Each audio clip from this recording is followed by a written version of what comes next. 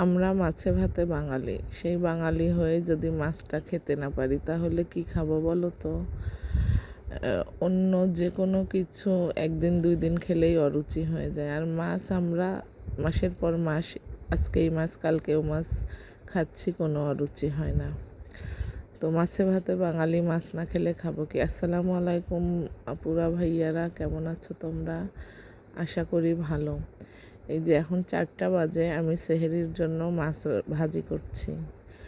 রমজান পরে এমন একটা অবস্থা হয়েছে, পরিবারের ছোট বড় বাচ্চা কেউই মাছ খেতে চাচ্ছে না।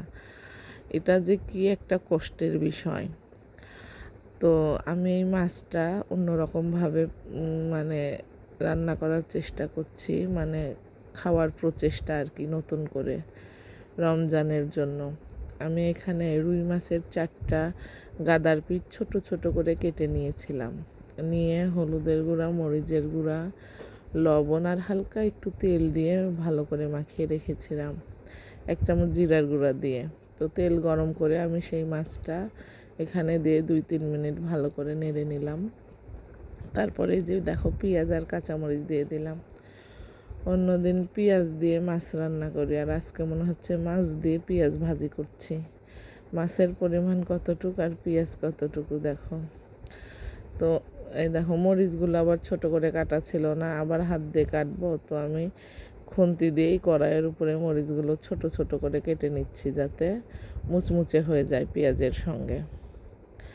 তো এই যে দেখো, এগুলো এখন 2-3 মিনিট ভালো করে ভাজবো, দেখি খাওয়ার সময় বোঝা যাবে যে কি অবস্থা, খাওয়া যায় কি না। রমজান মাসে অনেকেরই এই সমস্যা যে মাছ খেতে পারে না। আল্লাহ তালাই ভালো জানে যে কেন এই সমস্যাটা হয়। এই দেখো আমার মাছ ভাজা প্রায় হয়েই গেছে, নামিয়ে ফেলবো। এই যে দেখো পেঁয়াজগুলো মুচমুচে হয়ে গেছে, এটাই ফাইনাল লুক। এখন এই যে জাল বন্ধ করে দিলাম, এখন নামিয়ে খাওয়ার পালা। দেখি তো খেতে কেমন লাগে। তো চলো, এখন ভাতও রান্না শেষ, খাবারটা বেড়ে খাওয়া শুরু করি। এই যে দেখো বন্ধুরা, আমি এখানে মাছ ভাজি, এখানে লাউ শাক ভাজি, গরম ভাত, মাছ ভাজি নিয়ে নিয়েছি। তার সাথেও শুটকির তরকারি আছে, আল্লাহ জানে কোনটা দিয়ে খেয়ে তৃপ্তি হবে। আবার বড় মেয়ে পাশে বসে আছে, তাকে খাওয়াই দেওয়া লাগবে। সে রোজা থাকে কিন্তু তাকে খাওয়াই দিতে হবে প্রতিদিন।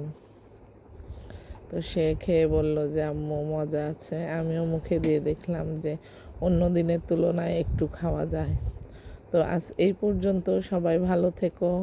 আর রেসিপিটা সত্যিই মজার ছিল, ট্রাই করো।